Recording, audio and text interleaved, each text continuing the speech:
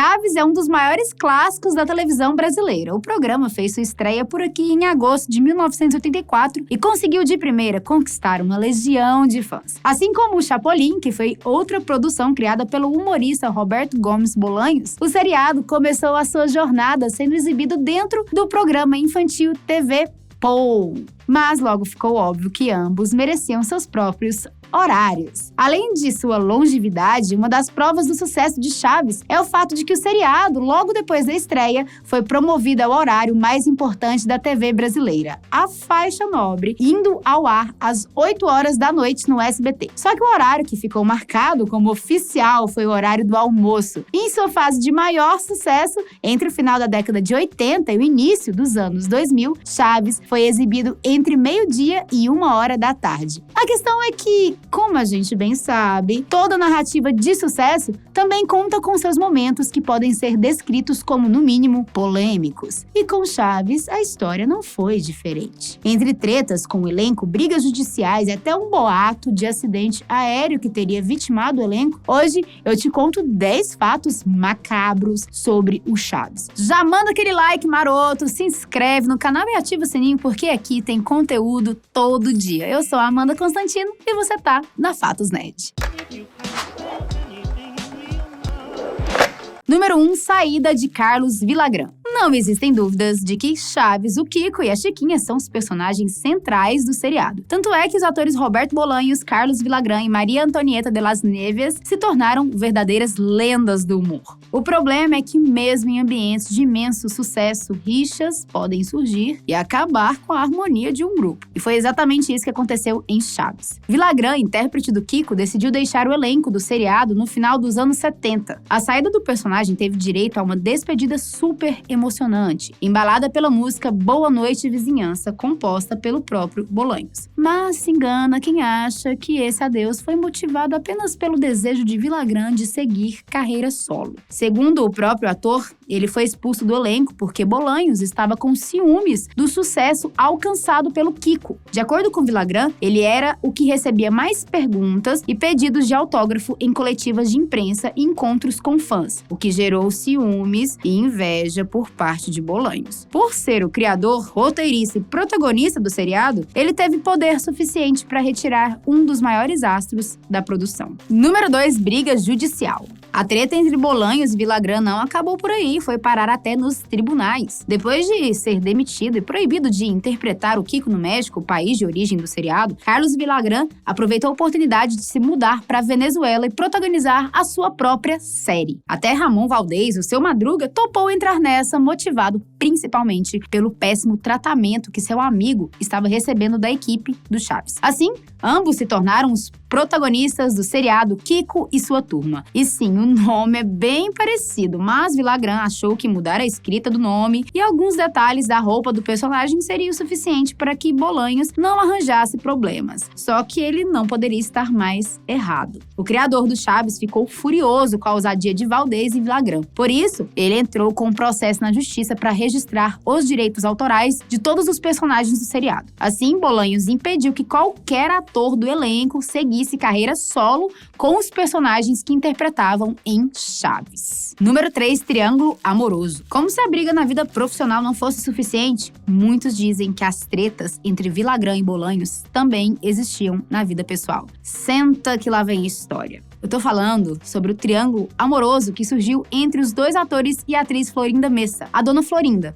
Tá passada? Tá passada? É, meu querido, essa é uma situação muito estranha. Mas é verdade que o ator que interpretava o Kiko namorou por um tempo com a atriz que fazia sua mãe em Chaves. Ambos começaram a se relacionar nos primeiros anos do seriado, mas a relação não durou muito e logo Florinda Messa iniciou um relacionamento com Roberto Bolanhos. Os dois ficaram juntos até a morte do ator em 2014. Esse fato é interessante porque faz a gente pensar se os motivos que levaram Bolanhos a demitir Villagrán foram baseados apenas no sucesso de Kiko ou se os ciúmes de Roberto também tinham a ver com o relacionamento anterior de sua companheira. Fofoca boa essa, né? Olhadas, peladas. Infelizmente, como não temos resposta para essa dúvida, tá aí um mistério que nunca será resolvido.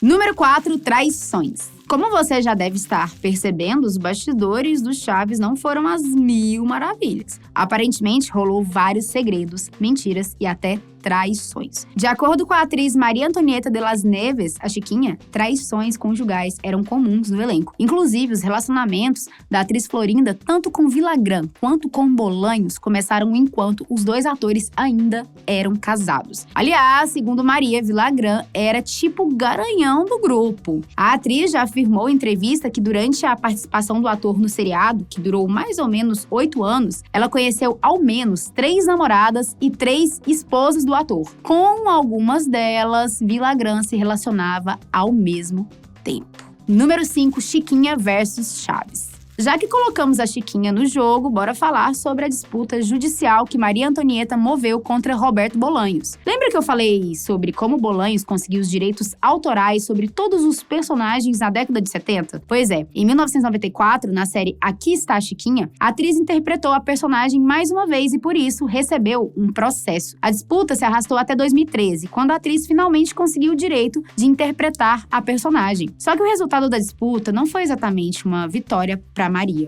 Além de todo o tempo passado no tribunal e a perda da amizade de Bolanhos, um outro acontecimento diminuiu a felicidade por essa conquista. Número 6, infarto da Chiquinha. Pois é, segundo a intérprete da Chiquinha, a batalha judicial pelos direitos da personagem foi tão desgastante que ela teve um infarto em 2002. E a causa teria sido justamente o estresse por toda a situação. Para piorar tudo, Bolanhos nunca voltou a falar com a atriz e morreu no ano seguinte à decisão judicial, em 2014. Olha, eu até queria deixar o clima mais leve para combinar com a vibe do seriado, mas como o título já deixou evidente, os fatos aqui são pesados mesmo. Com isso em mente, bora continuar desbravando as consequências da disputa judicial entre Maria e Bolanhos. Número 7, sem Chiquinha no desenho. Muitos de vocês devem se lembrar da adaptação de Chaves para o formato de desenho animado. A produção estreou em 2006 e, sem surpresas para ninguém, foi um grande sucesso. Ainda assim, os fãs mais antigos do seriado não gostaram de algumas das mudanças feitas no processo de adaptação, com a maior crítica sendo a ausência da Chiquinha na animação. Se você ligar os pontos, não fica difícil descobrir o motivo por trás dessa exclusão. O processo de adaptação do seriado para desenho começou em 2002, quando o processo pelos direitos autorais da Chiquinha ainda estava rolando. Por isso, a personagem não pôde ser incluída na animação. Diz aí, você sentiu falta dela?